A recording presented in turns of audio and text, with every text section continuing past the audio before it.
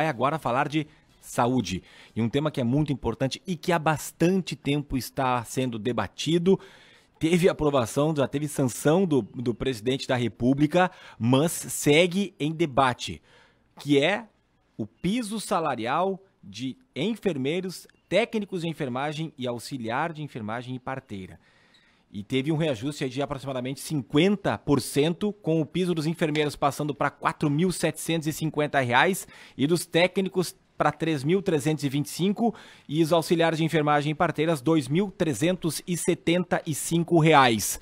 Hoje pela manhã, a Gabriela já falava agora há pouco, esteve acompanhando essa reunião da Associação dos Municípios do Vale do Taquari, ANVAT, que está debatendo e que está vendo como dificuldade, né, pagar esses novos pisos para todos os profissionais.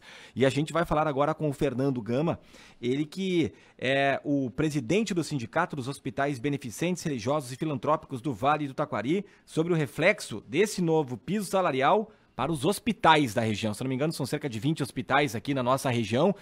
E falamos tantas vezes, né, muitas vezes por telefone, por Meet, o Fernando que tem o seu trabalho lá em Ilópolis, né, no Hospital de Ilópolis, e representa aqui a instituição, especialmente na época da pandemia, mas agora com essa novidade.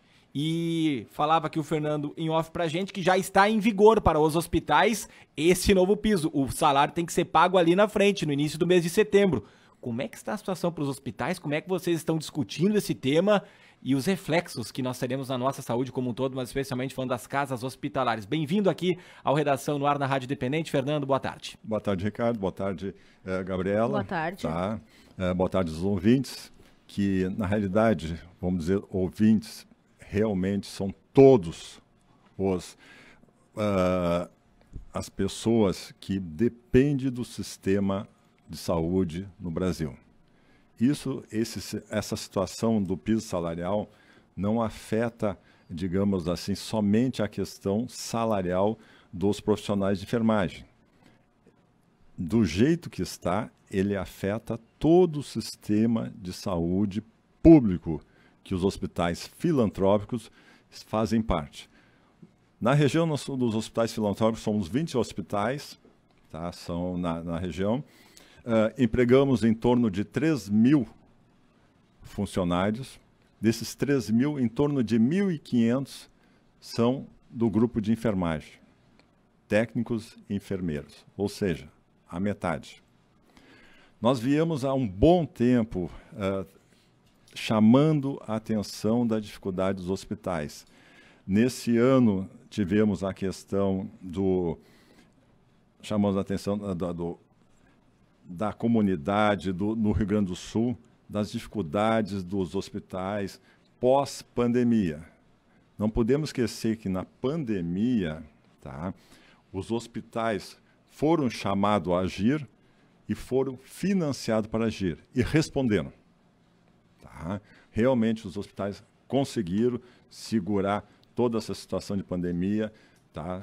Claro que houve perdas de pessoas, isso é lastimável, mas aconteceu, mas conseguimos, com o nosso trabalho, o trabalho dos profissionais de enfermagem, que são a maioria, mas também tem um lado que está sendo esquecido. Existe um outro pessoal que trabalha em hospital, que atuaram na pandemia fortemente, os fisioterapeutas, os médicos, o pessoal de limpeza. Tem que pensar, quem vai limpar um quarto onde estão várias pessoas contaminadas? Não é o técnico. Quem vai servir refeição para essas pessoas que estavam mal contaminadas? São o pessoal da nutrição. Então, é uma gama de profissionais que atuaram na pandemia que também tem que ser reconhecido. É óbvio. Por que não foram? São sindicatos diferentes? São situações diferentes. Tá? Que aconteceu? Vamos para o lado político dessa situação. Esse projeto surgiu com o senador Contarato, tá, do Espírito Santo, que tinha um familiar e tal, que faleceu na pandemia. E aí, a partir disso, buscou-se reconhecer a categoria, que é a maioria, tá, nos hospitais, realmente. O pessoal de enfermagem é a categoria maior de funcionários que atuaram na pandemia. Se reconheceu. Ok, está perfeito, temos que reconhecer. Os hospitais não são contra pisos salariais adequados para as pessoas. O problema é o financiamento disso. Os hospitais vêm falando há anos as dificuldades do atendimento ao SUS, a deficiência, a falta de recurso. Tá? Tivemos há pouco tempo o problema com o IP. Tá? Então, se nós, como hospitais, tínhamos aquela dificuldade de manter o que já estava em funcionamento, agora imagina com piso salarial de em torno de 50% dos funcionários com 50% de aumento.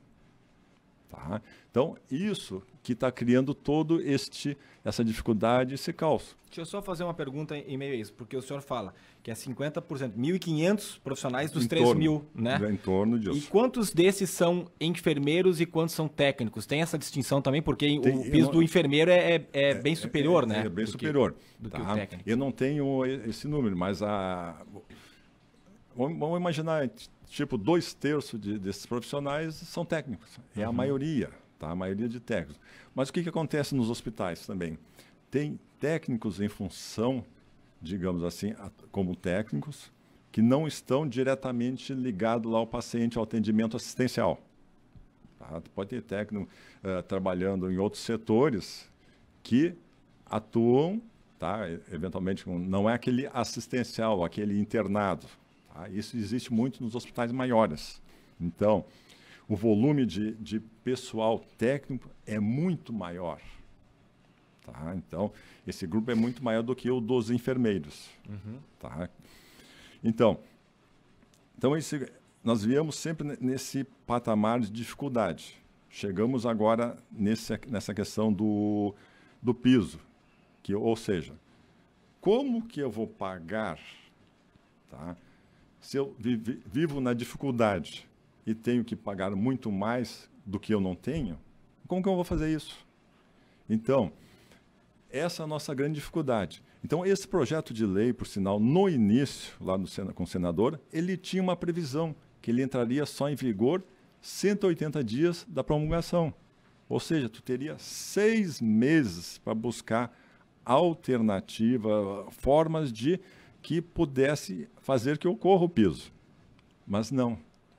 Vamos deixar bem claro, essa foi uma questão de ano eleitoral, foi política. Esse projeto andou rapidinho, tá? Muito rápido. Quanto tempo foi? Olha, esse ano passou em tudo com a comissão rapidinho. É uma coisa bem incomum. Mas é uma luta já de mais tempo. Sim, é uma luta da classe. A gente não tira esse mérito. Tá? Não é essa a nossa questão. Tá? A questão é do jeito que for formatado o projeto, ele tornou inviável a sua execução, se não tiver uma fonte de recurso. E isto, tá, foi falado para muito tempo. Os prefeitos, em abril, tá, em abril começamos a fazer uma campanha, mostrar para os prefeitos. Todos os prefeitos aqui do Vale do Taquari, que tem um hospital em sua cidade, eu mandei um ofício comunicando as dificuldades que teriam os hospitais entrando em vigor essa lei. Tá? Todos sabem. Tá? Mandamos também correspondência, nós fizemos uma campanha na federação, mandamos para todos os deputados do Rio Grande do Sul e senadores as dificuldades que teríamos em entrando esse piso em vigor. Mas muitos, ou seja, com exceção do Partido Novo, que foi contra, todos os outros, mesmo deputados e senadores da área da saúde, votaram a favor, sabendo das consequências. E o que isso pode gerar? Quais são É as desemprego? É Vamos falta lá. de atendimento? Consequências.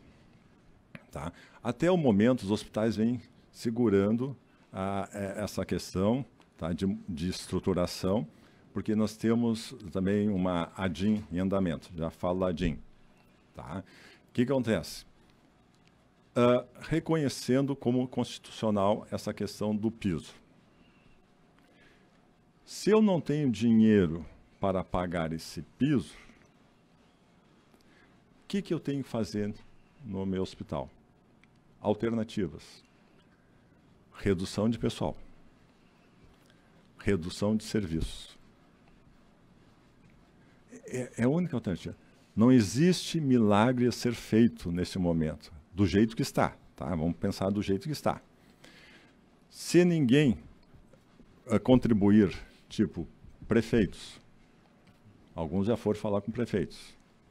A justificativa é que não tem dinheiro, é que o ICMS caiu, em função da queda do ICMS da energia elétrica, dos combustíveis.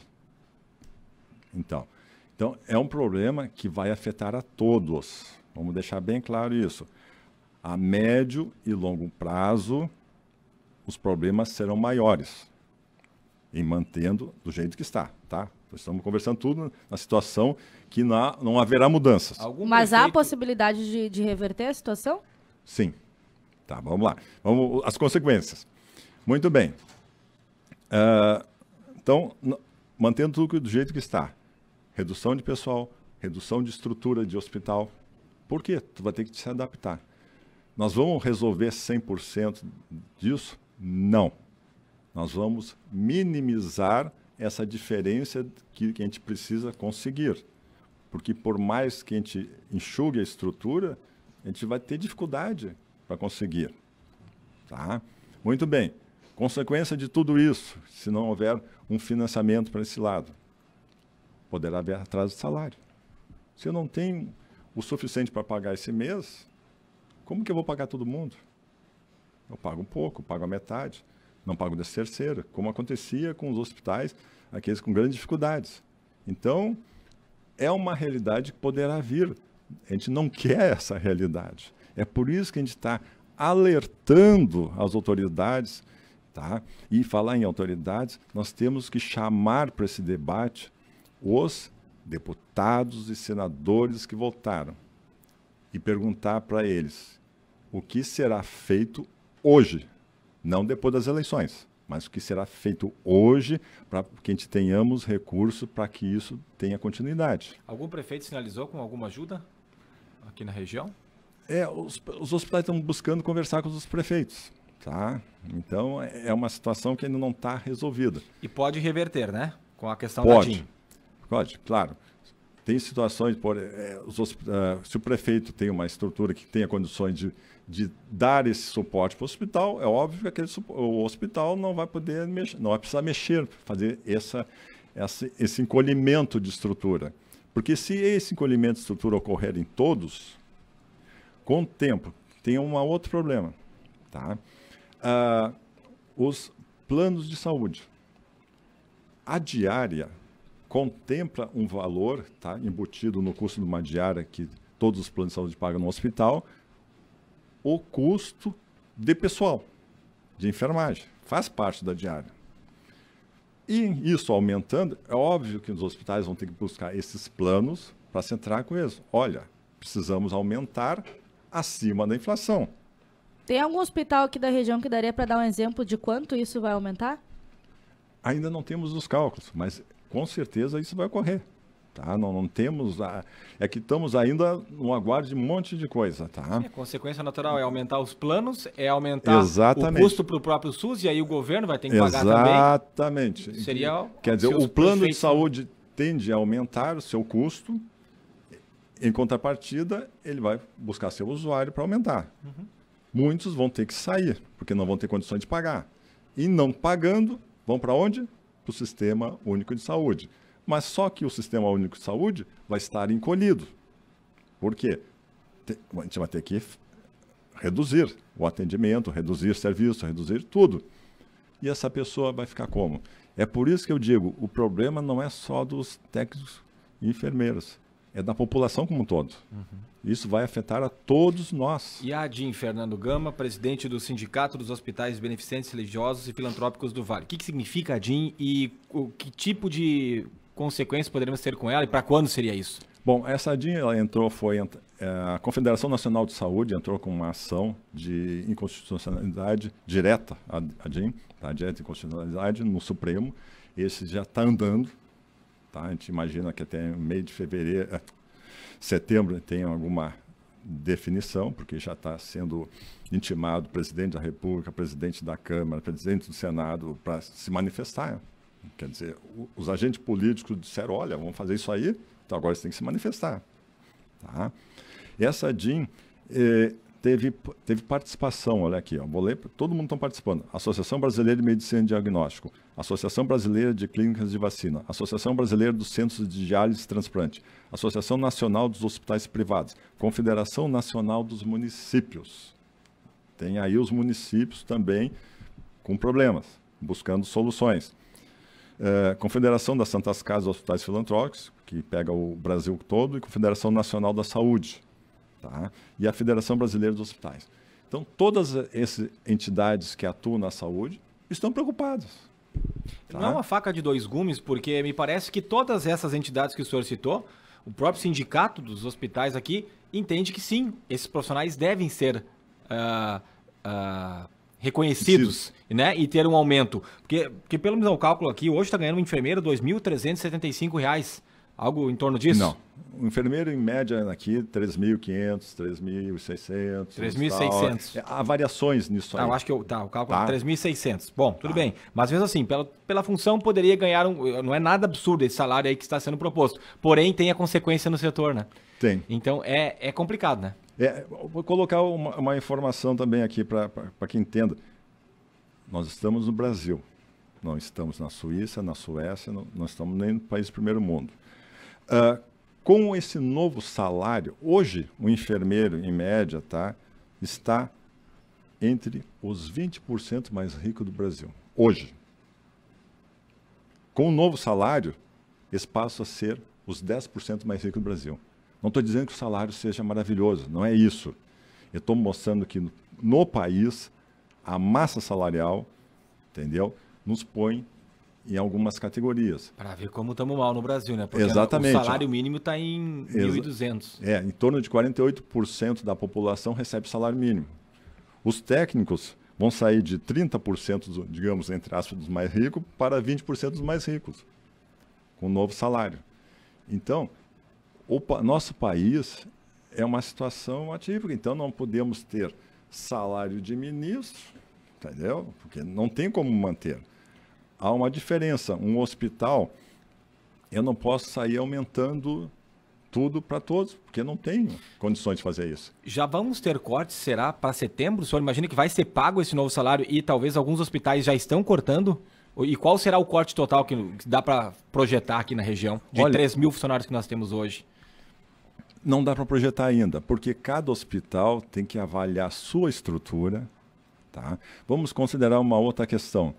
Hospitais de pequeno porte têm mais dificuldade, serão mais afetados. Tá? Então, dos 20 hospitais que nós temos aqui na região, 13 são de pequeno porte. Muito bem. Esses hospitais terão uma grande dificuldade com técnicos, porque eles têm um limite pequeno de profissionais atuando. Então, onde que ele vai ter que buscar esse corte? Em outras categorias que não tem nada a ver com piso. Difícil. Para poder sobrar de um lado para sobrar de um lado para poder tapar o outro. E dá para a gente falar alguma coisa de positivo nisso tudo, além da valorização do profissional? Ou só tem esses contras mesmo, porque não tem como cobrir esses salários? Bom, há uma questão positiva, essa discussão. Há uma necessidade de participação de todos os entes políticos para a solução dos problemas.